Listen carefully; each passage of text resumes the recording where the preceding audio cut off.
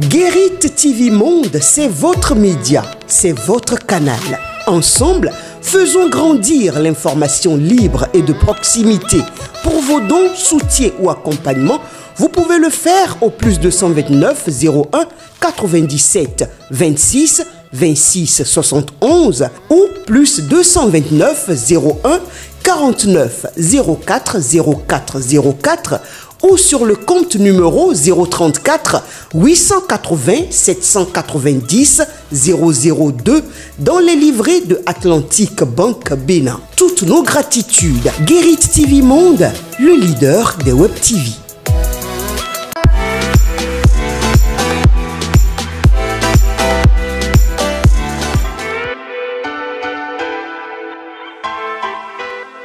Tout le plaisir est pour nous, mesdames et messieurs, de vous retrouver ce matin dans votre émission matinale. Le meilleur réveil sur Guérit TV Monde, une émission à suivre également sur Guérit Radio. Toute l'équipe est en place pour vous livrer le tout premier numéro pour le compte de cette semaine. Merci de vous installer. On se retrouve dans un instant. Le showroom Tunisia Benin House vous offre des matériaux de construction de marque européenne fabriqués par 15 sociétés tunisiennes.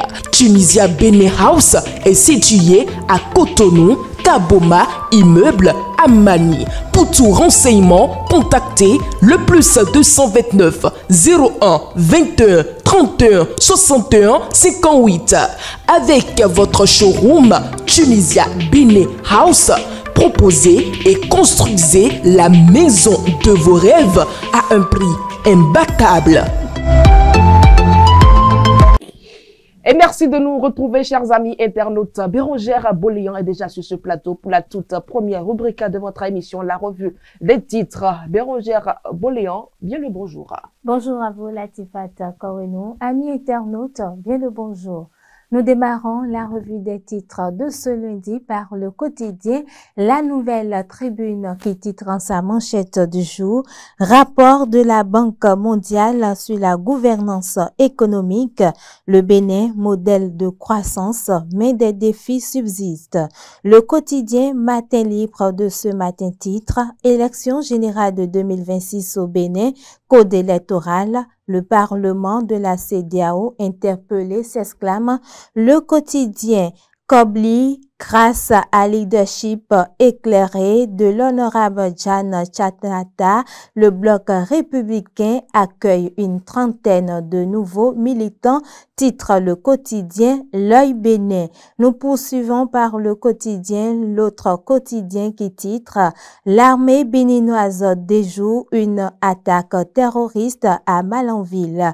Une réponse ferme et coordonnée face aux incursions terroristes. L'investigateur de ce matin titre Fédération béninoise de tennis, démarrage de l'édition 2025 du championnat national ce lundi. La Nation de son côté placade Ornella Chouinté, fondatrice de l'indice Influence africaine TM, je cite, Talon incarne l'autorité silencieuse qui bâtit un héritage durable. Fin de citation. Le potentiel mutation générale à la police républicaine, officier, sous-officier, agent d'exécution, la mutation emporte tout le monde. Visa Info, suite au vote de rejet, de révocation des organes juridictionnels de la Fédération béninoise de football, De Chacus convoque une réunion d'urgence au commerce.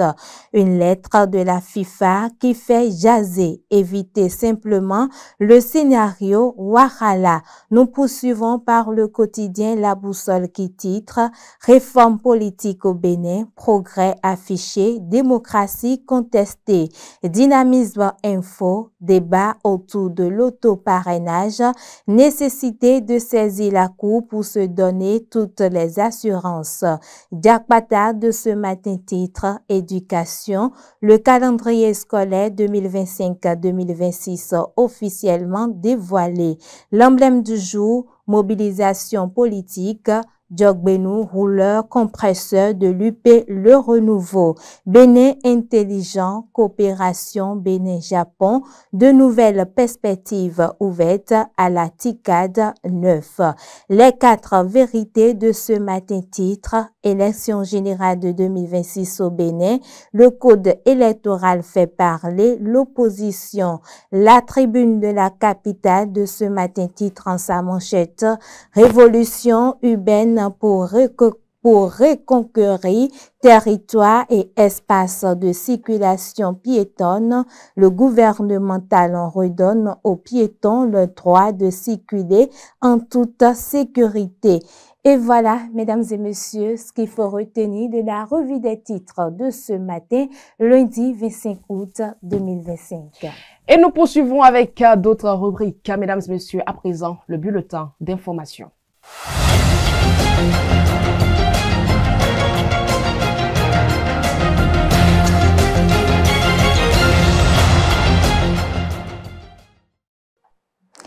Mesdames, Messieurs, bienvenue dans ce bulletin d'information. Le poste de douane de Gada, situé à environ 5 km à l'est de Malanville, a été la cible d'une attaque armée dans la nuit du vendredi 22 août 2025. Selon des sources sécuritaires, des individus armés ont tenté de surprendre le dispositif militaire déployé sur les lieux vers 23 heures. Alertés, les soldats du 7e bataillon interarmé ont rapidement riposté. L'échange de tirs a conduit à la neutralisation d'un assaillant et à la blessure de plusieurs autres. Un arsenal de guerre a également été saisi au cours de l'opération. Aucune perte n'a été enregistrée du côté des forces armées béninoises. L'assaillant reste à la fuite. Une opération de rattrapage a été immédiatement engagé pour les retrouver et sécuriser davantage la zone frontalière. Dans un autre registre, mesdames et messieurs, à la mosquée centrale de Glodjibé, dans la commune d'Abomey-Calavi, l'imam Shakiro Amoussou a lancé vendredi 22 août 2025 l'opération Vendredi citoyen. Plusieurs fidèles musulmans se sont mobilisés pour cette première séance à travers laquelle l'imam entend rapprocher les fidèles de la vie politique en s'appuyant sur les valeurs de l'islam et l'exemple du prophète Mahomet. Le compte rendu avec Latifat Koweno et Patrice Ayrontan. Un musulman peut s'engager en politique et suivre l'exemple du prophète Mahomet. Paix et bénédiction d'Allah soient sur lui.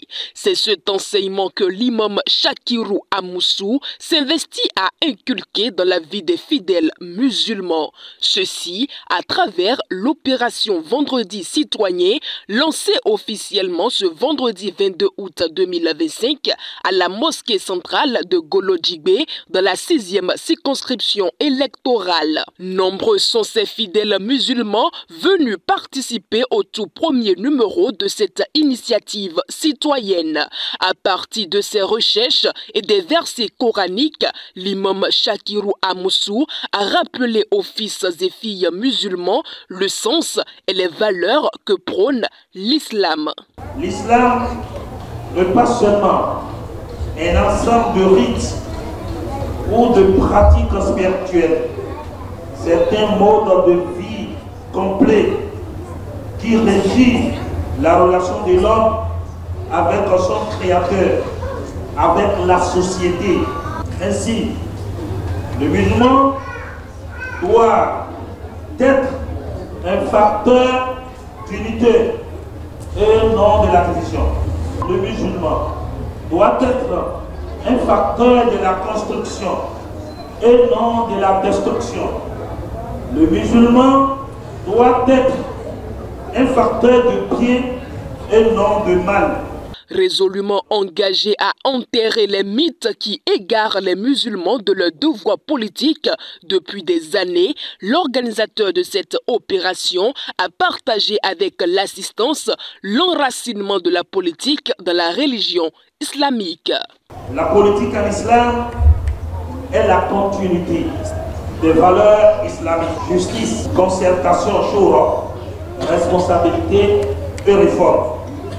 Le prophète sallallahu alayhi wa sallam a fondé l'État de Médine sur les bases de la fraternité, sur les bases de la justice et de la coexistence pacifique avec les non-musulmans. L'islam, chef de foi, n'est pas en contradiction avec l'État moderne religieux. Au contraire, l'islam appelle à la coexistence pacifique et à l'harmonie sociale. Allah ne vous défend pas d'être bienfaisant et équitable envers ceux qui ne vous ont pas combattu à cause de votre religion. Grâce à cette initiative de l'imam Shakirou Amoussou, cette partie de la communauté musulmane de la 6e circonscription électorale a été instruite sur la place de la politique en islam. Elle prend désormais l'engagement d'œuvrer et de s'impliquer dans la vie politique de sa patrie, le Bénin, au risque de toujours voir les autres décider pour eux. Au temps de nos pères, de nos mères, on nous disait que celui qui pratique la religion musulmane ne devrait pas faire la politique. Mais aujourd'hui, je suis très content de ce que l'imam Shakirou Amoussou, que Dieu lui donne longue vie, de ce qui nous a fait révéler aux yeux. Donc faire la politique, ce n'est pas faire autre chose. Bon, si c'est islam, si d'ailleurs, mais donc et qu'on commence nous mettons. Bon, mais nous disons mais des gros vigilants, mais nous d'autant. Mais nous d'autant 24 heures sur 24 heures. Mais dès qu'on y est membre de gros les BCC, mais nous d'autant. Mais non pas, nous voyons des boudés na ko eya. Cette première opération de sensibilisation et d'invite, dénommée Vendredi citoyen, sera élargie aux autres mosquées des communes d'Abomey-Calavi et de Sohava afin de briser les barrières entre les fidèles musulmans et la politique. Cette initiative de l'imam Shakirou Amoussou renforcera à coup sûr l'implication de tous les fils et filles du Bénin dans le développement du pays. Ce bulletin d'information se poursuit. Suspendu depuis le 25 avril dernier, le procès de Kodjo Kossi Alofa et Donatien Amoussou reprendra ce mardi 26 août 2025 devant le tribunal de Cotonou. Les deux hommes sont poursuivis dans l'affaire du meurtre présumé de Pierre Hubin Dainvo, cadre du ministère des Finances disparu depuis le 17 août 2010.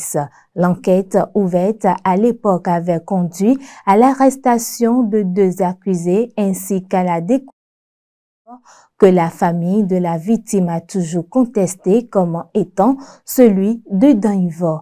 Cap à présent sur Porto Novo, mesdames et messieurs, la capitale du Bénin où la grande collectivité à Javier, Djidranke, à Rolou, Djito, pour sa 3e édition de retrouvailles, un événement placé sous le sceau de la convivialité, de la solidarité et de la valorisation du patrimoine culturel.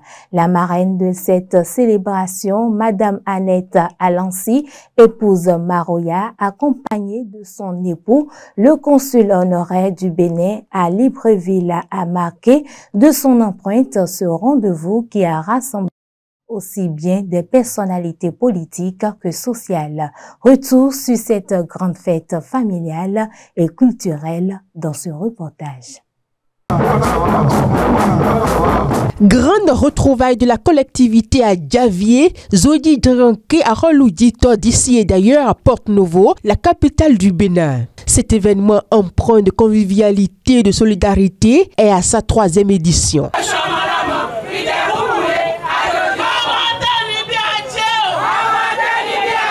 Cette célébration qui témoigne de la force du lien familial et culturel qui unit cette grande collectivité porte la marque de la grande marraine Annette Alancy, épouse Maroya.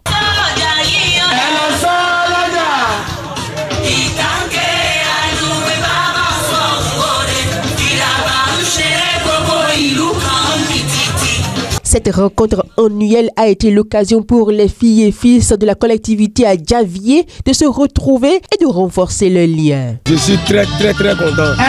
Je remercie mon parrain et je remercie également ma marraine, ce qu'ils ont fait pour la fête de la collectivité à Javier.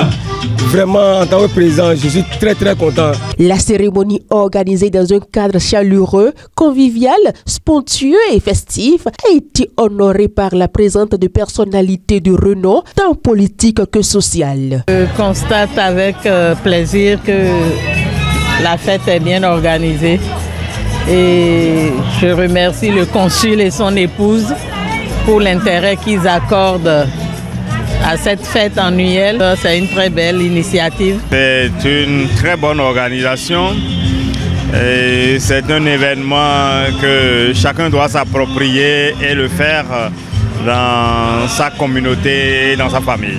Je voudrais avant tout dire un sincère merci au consul Yessoufou Maroya pour la considération faite à ma modeste personne et bien au-delà à la 19e circonscription électorale. Également puisqu'il s'agit d'une invitation faite également au président du parti Moël Bénin, donc au nom du bureau politique du parti Moël Bénin, je voudrais lui dire merci.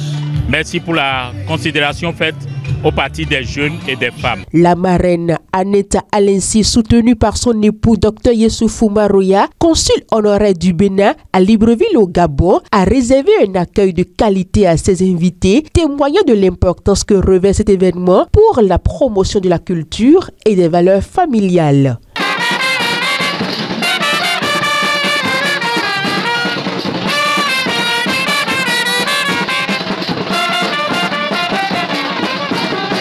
Au-delà du simple rassemblement, cette rencontre est devenue un véritable vecteur de cohésion, de solidarité et de transmission des valeurs. Les invités en gardent de bons souvenirs et témoignent leur gratitude au consul du Bénin au Gabon. Adúpẹ́ consul Maroya Yessoufou.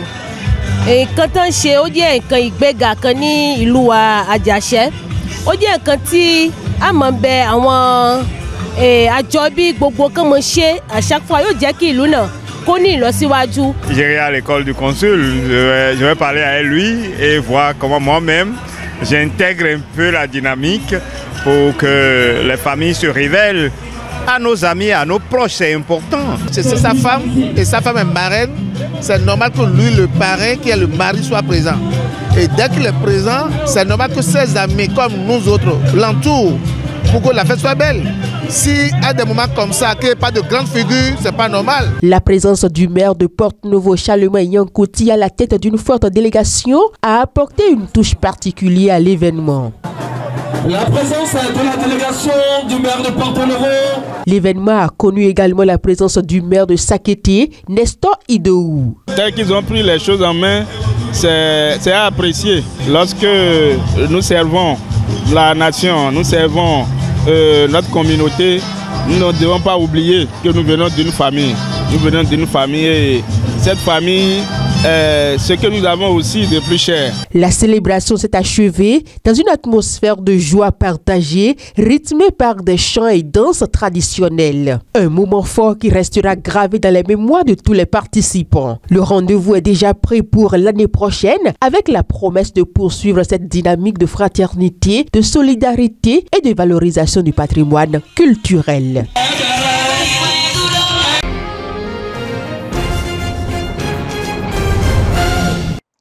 En était actualité alors que l'armée malienne n'a toujours pas repris ses positions attaquées par les djihadistes du Djinim dans le centre du pays.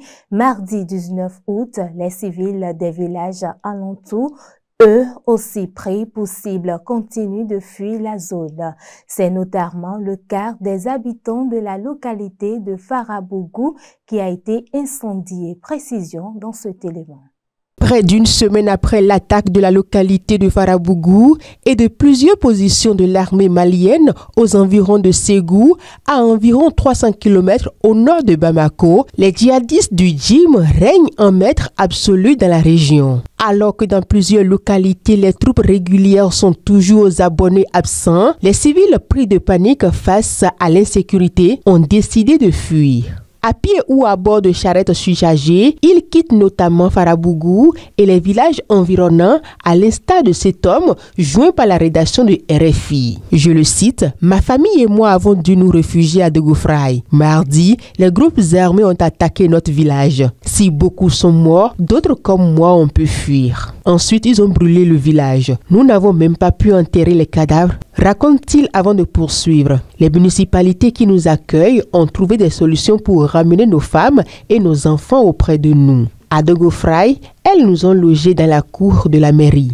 Mais comme nous sommes trop nombreux pour tous y rester, ceux qui ont des parents ou des connaissances ici sont allés chez eux. Fin de citation. Pendant ce temps-là, dans les localités dont ils se sont emparés, les djihadistes paradent après avoir mis la main sur le matériel de l'armée et avoir enlevé ou tué des militaires aux côtés des civils. Dans la région, il s'agit d'une première où presque la junte au pouvoir à Bamako abandonne les positions attaquées sans tenter rapidement de les reprendre. Alors que les interprétations à ce propos vont bon train, de nombreux élus de la région ne cachent pas leur inquiétude et espèrent une prochaine opération militaire pour rassurer les populations. Pour rappel, il y a environ 5 ans, les djihadistes avaient déjà installé un blocus autour de Farabougou. Il avait fallu l'intervention des religieux maliens dans les négociations pour qu'ils acceptent de desserrer l'étau. Du Mali, rendons-nous à présent en RDC où de violents combats ont opposé l'armée congolaise à l'AFC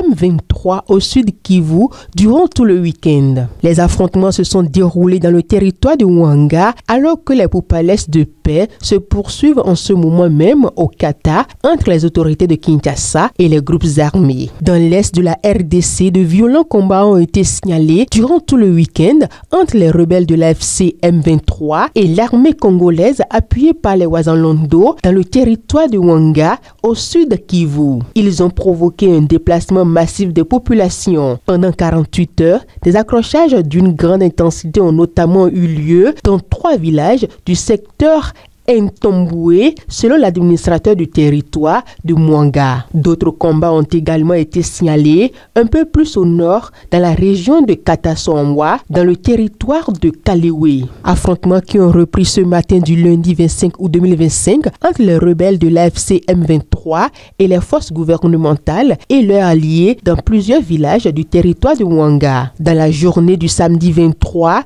toujours dans le territoire de Ouanga, des affrontements ont été signalés dans les villages de Kachoka et de Lubumba, une zone montagneuse stratégique située près des territoires du Vira et de la route qui conduit à la ville du Vira située à 80 km de là. À noter que de violents affrontements sont également signalés dans la province voisine du Nord Kivu, dans le territoire de Massissi. Des combats entre l'AFC 23 et des combattants Wazalando. Ces combats dont les deux parties rejettent mutuellement la responsabilité se déroulent alors que l'AFC M23 et les autorités congolaises sont en ce moment à Doha pour poursuivre leurs négociations de paix sous l'égide du Qatar.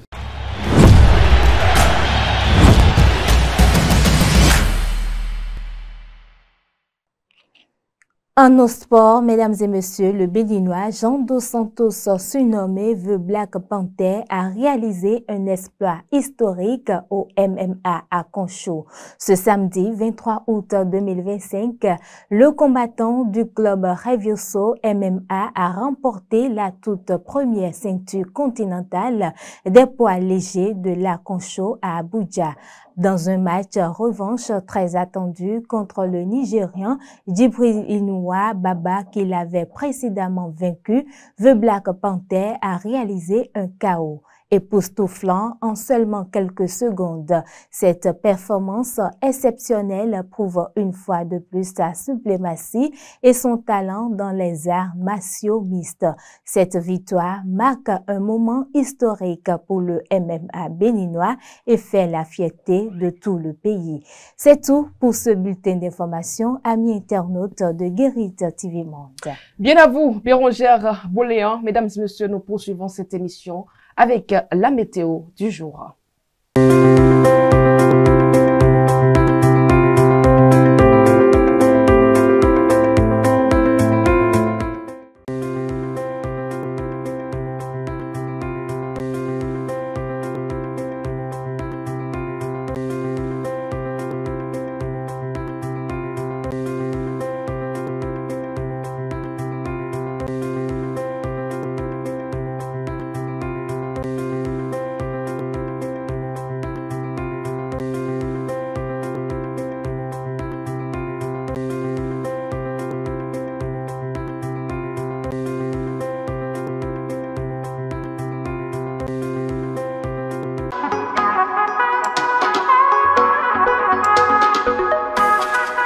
Ramassine Bénin, mesdames et messieurs, arrive à Parakou avec un nouveau rendez-vous consacré au talent du 7e art béninois. Mesdames et messieurs, venez découvrir le film Le chasseur de rats et le génie couteau. Fin de citation, un film made in Bénin réalisé par un cinéaste du cru. Après la projection, plongée dans les coulisses du film et plongée et échangée en directement avec le réalisateur sur son œuvre et sur les réalités passionnantes et parfois surprenantes de notre cinéma national. Le rendez-vous est à prendre le jeudi 11 septembre à l'Institut français de Parakou à partir de 19h00. L'entrée, elle est gratuite. Ne manquez donc pas cette soirée unique qui célèbre la créativité béninoise. Mesdames et messieurs, c'est terminé pour la note culturelle. On se retrouve tout juste après.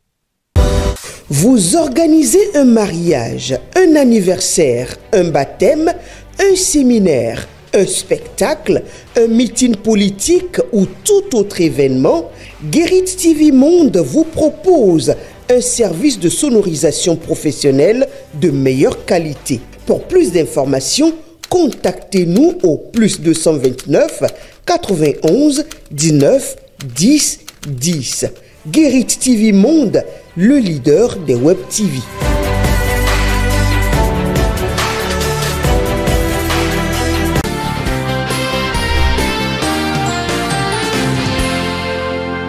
Patrice Talon n'a pas géré le Bénin tout seul. Patrice Talon a co-géré le Bénin parce qu'il a autour de lui des ministres qui sont issus de différents partis politiques, différentes obédiences politiques, et donc qui ont adhéré à sa vision et ont essayé de l'aider à mettre en œuvre cette vision-là.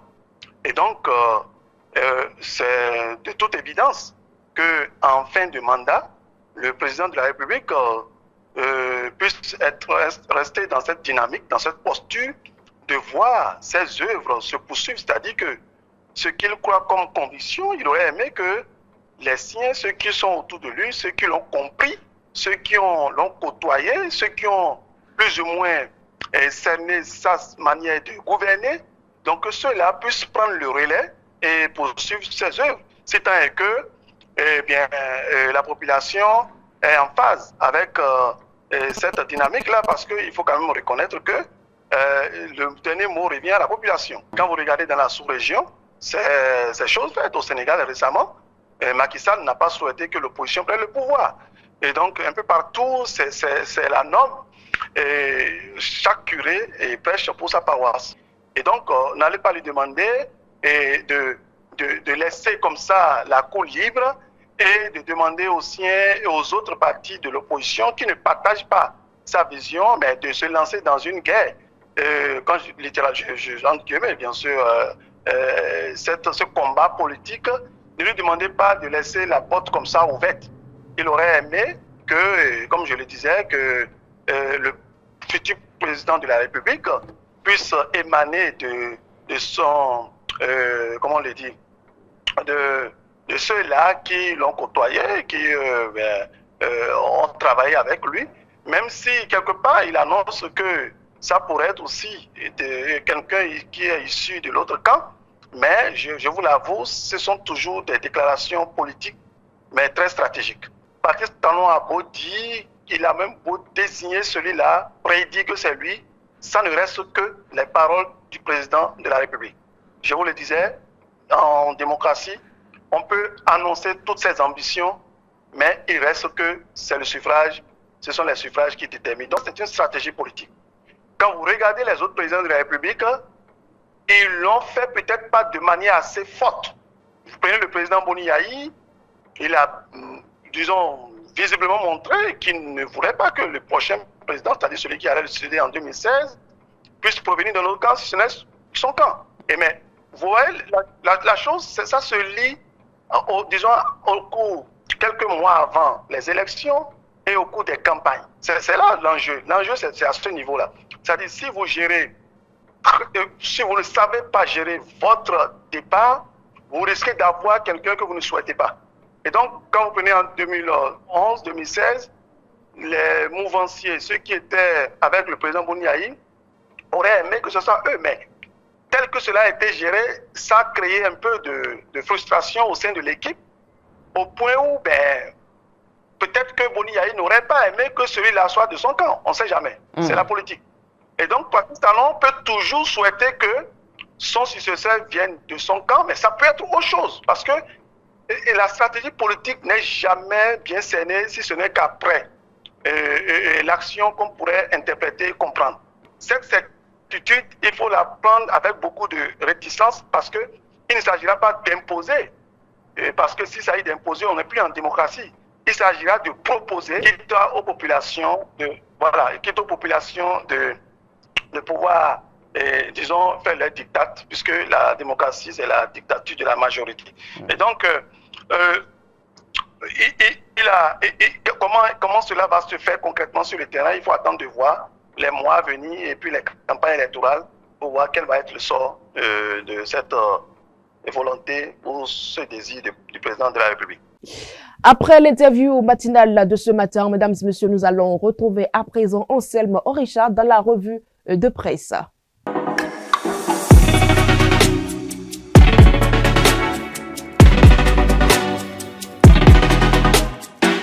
Amis de la revue de presse, mesdames, messieurs, bonjour. Diplomatie pour ouvrir cette revue de presse. Pour apaiser les tensions, le Bénin et le Gabon misent sur le dialogue, nous renseigne Diakbata. D'après la Nouvelle Tribune, en marge de la TICAD 9 le vendredi 22 août 2025, la vice-présidente du Bénin, Mariam Chabitalet, a rencontré le ministre des Affaires étrangères du Gabon, Michel Onanga Ndiaye, à Yokohama au Japon. Au cœur de la rencontre, la brouille entre Béninois et Gabonais née d'un incident survenu au marché de Lambaréné, au Gabon amplifié par les réseaux sociaux, informe la nation. Cette entrevue, qui s'inscrit dans un contexte marqué par la controverse née de l'attribution des places au marché central de Lambaréné, s'est tenue dans une atmosphère qualifiée de cordiale mais directe, rapporte la Nouvelle Tribune. Selon le chef de la diplomatie gabonaise, il n'y a aucun problème entre le Gabon et le Bénin, rapporte le potentiel.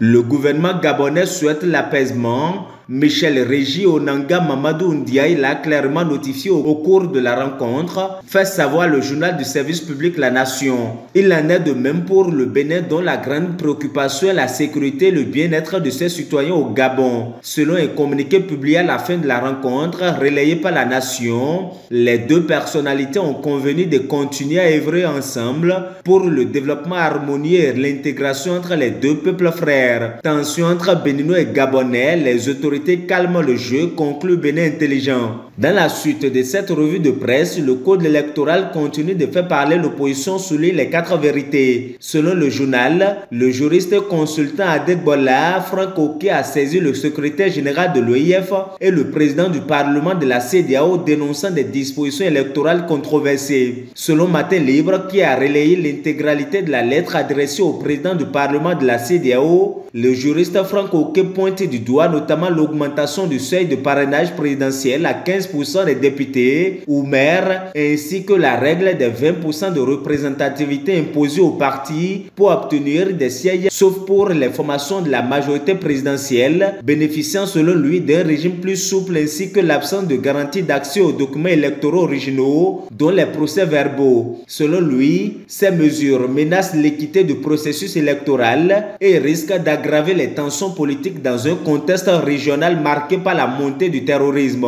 Il appelle à ceux d'IAO, rapporte la publication, à exercer une vigilance accrue pour garantir la transparence et l'inclusivité des scrutins au Bénin en 2026.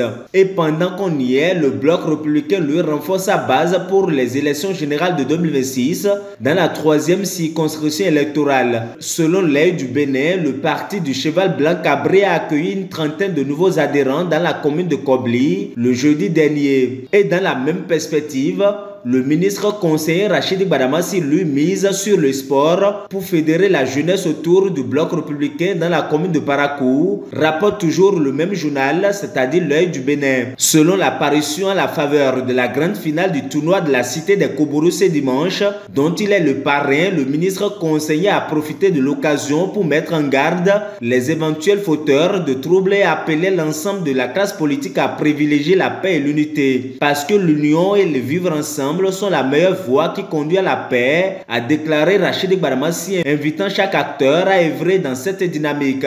La boussole pendant ce temps rapporte une ambiance délétère à la préfecture de l'Ouémé, où l'administration est paralysée depuis la mission de l'inspection générale des finances, dépêchée après des soupçons de mauvaise gestion entre 2022 et 2025. Selon l'apparition, des crédits auraient été débloqués pour des activités jamais réalisées. Face aux inspecteurs, certains cadres confirmaient les irrégularités, ce qui aurait valu des représailles de la préfète Marie Akotrossou à travers le blocage des documents, retard d'activité et mutations contestées. Le cas le plus frappant souligne la boussole est celui de Saïd Olatundi Liassou, muté vers les Agégués après avoir confirmé les dysfonctionnements. Malgré les démarches menées vers le ministère de la décentralisation, la préfète maintient sa position, ce que certains interprètent comme un défi à sa hiérarchie. Agents, syndicats et cadres en appellent désormais à l'arbitrage du chef de l'État pour mettre fin à une crise qui prend en otage le service public dans l'Ouémé, conclut le journal. Éducation dans les dernières secondes de cette revue de presse, le calendrier scolaire 2025-2026 est officiellement dévoilé, nous informe Diakwata. Selon l'apparition, ce document, véritable boussole de l'année académique, est le fruit d'un consensus entre les différents acteurs du système éducatif et trace les grandes lignes de l'organisation des activités pédagogiques à venir. En effet, la pré-rentrée est prévue du lundi 8 au vendredi 12 septembre 2025, soit une semaine, et la rentrée proprement dite pour le 15 septembre. Les autres détails sont à découvrir dans les colonnes du journal Diakwata. Amis de la revue de presse, mesdames, messieurs, ainsi va l'essentiel de l'actualité tel que vu et traité par les confrères de la presse écrite ce lundi. Merci de nous avoir suivis. À demain.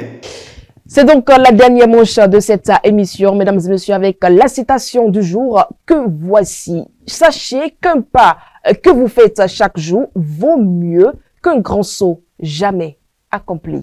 Merci d'avoir été des nôtres. Rendez-vous à prendre demain pour un autre numéro de votre émission Le Meilleur Réveil. Bonne journée à tous.